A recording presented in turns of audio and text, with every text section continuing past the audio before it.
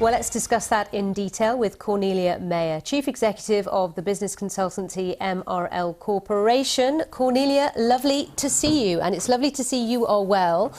So tell me about this deal done between Saudi Arabia, Russia and others. Is it a game changer?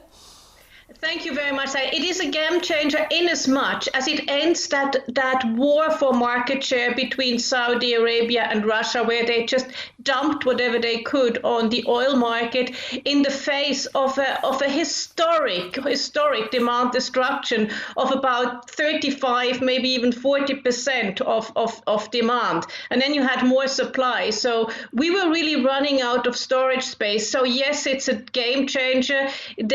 Russia and Saudi had not agreed about a month earlier on more moderate cuts and gone all out in terms of trying to gather market share. So it's a game changer. Interestingly, it took Donald Trump to get it done. Well, I was just going to ask you that because I understand you believe he was a key player in this agreement.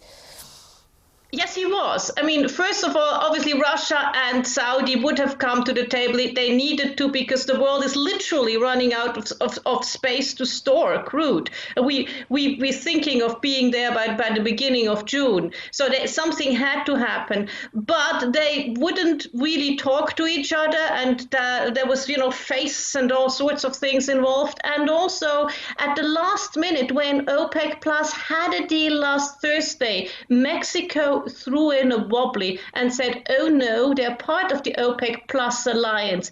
Oh no, we will not cut the 400,000 you want. So in the end, it took Donald Trump to convince everybody that, oh, even if they only cut by 100,000, let's go ahead. So he was important, which is odd because he really hates OPEC. And now he helped OPEC do a deal. But in terms of the production cuts themselves, nearly 10 million barrels per day, it's a huge cut, a historic cut. But really, is it enough if these lockdowns continue, particularly in the United States, for many, many weeks? What are we looking like?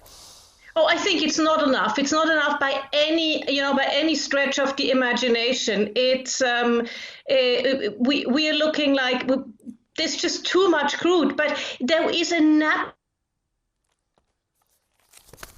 Sadly, Cornelia was stopped there in mid-flow, but it was clear what her answer was to that question, that actually the cuts announced over the weekend after long negotiations via video conferencing to cut 10 million barrels of oil per day is actually not going to be enough looking ahead. So we'll keep an eye on that story.